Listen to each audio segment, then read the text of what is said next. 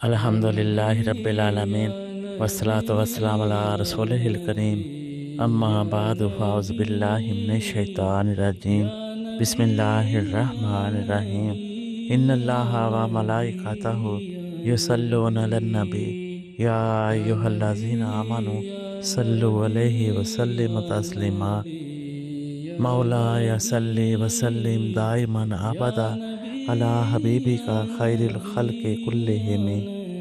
اور پھر وہ نیک ساتھ اور مبارک گھڑی بھی آن پہنچی کہ جو سیاہ لامکاں کی طرف سیر ملکوت کے لیے مقرر تھی۔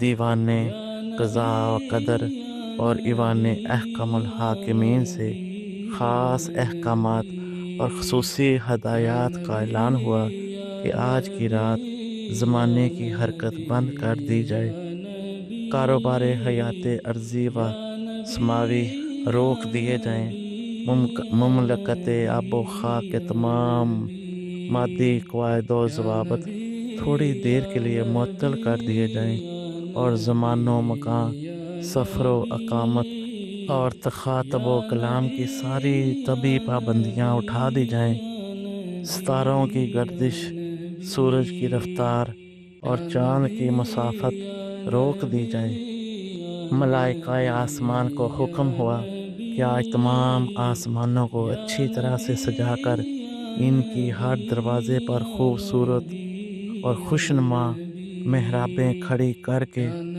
ہر محراب کی پیشانی پر یہ کتبے لکھ کر آویزاں کر دیے جائیں۔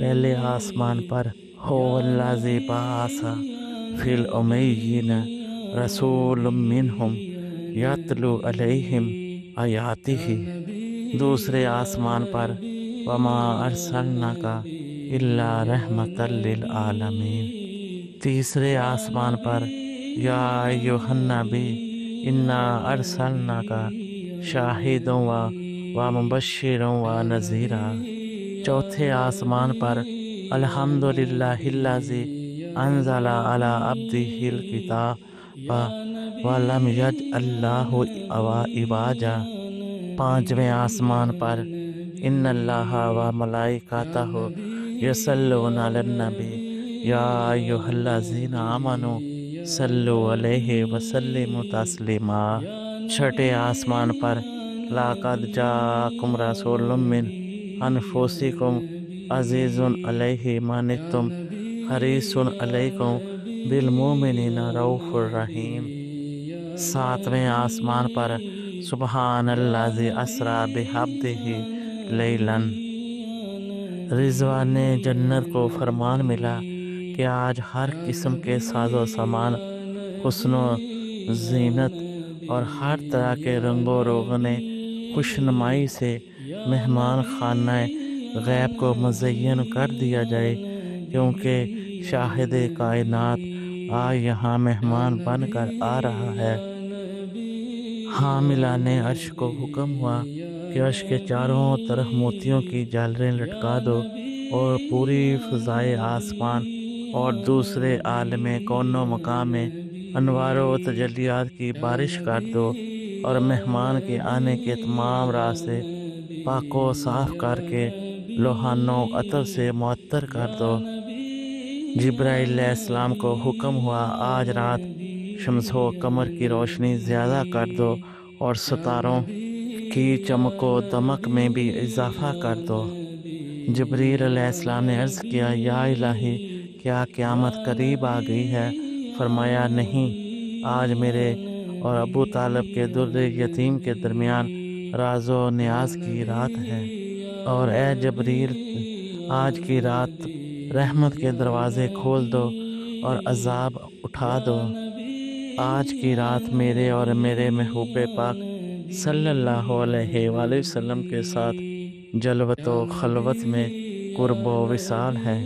اور پھر حکم ہوا اے جبرائیل، رشد و ہدایت اور حق و صداقت کا پرچم پکڑ لو، اور اے میکائیل، تم شرف قبولیت کا جھنڈا اٹھا لو اور دونوں 70,000 فرشتوں کی نورانی جماعت لے کر میرے محبوب پاک صلی اللہ علیہ وآلہ وسلم کے दरवाज़ा पर बाअदब तरीके से खड़े हो जाओ और तमाम फरिश्ते और सब हूरें मुक़द्दस मेहमान के इस्तकबाल के लिए सफ़ें बांधकर दस्त बदस्ता क़याम में हो जाएं। और फिर रूहुल अमीन ने फरमाया कि वो बरको रफ्तार सवारी जो खित्ता लाहौत के मुसाफिरों के लिए मखसूस है, इसे बना सवार कर तैयार करो।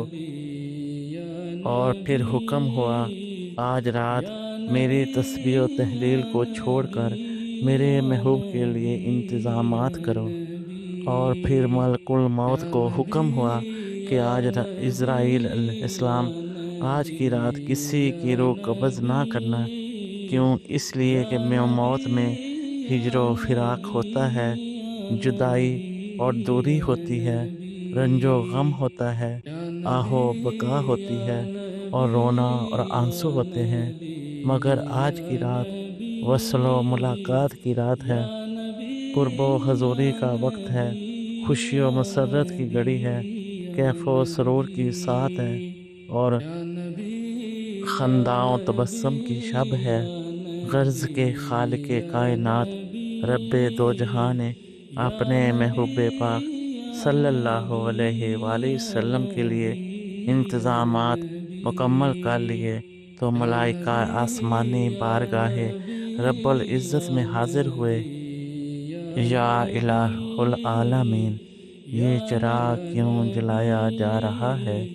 ये फर्श क्यों बिछाया जा रहा है? ये अर्श क्यों सजाया जा रहा है?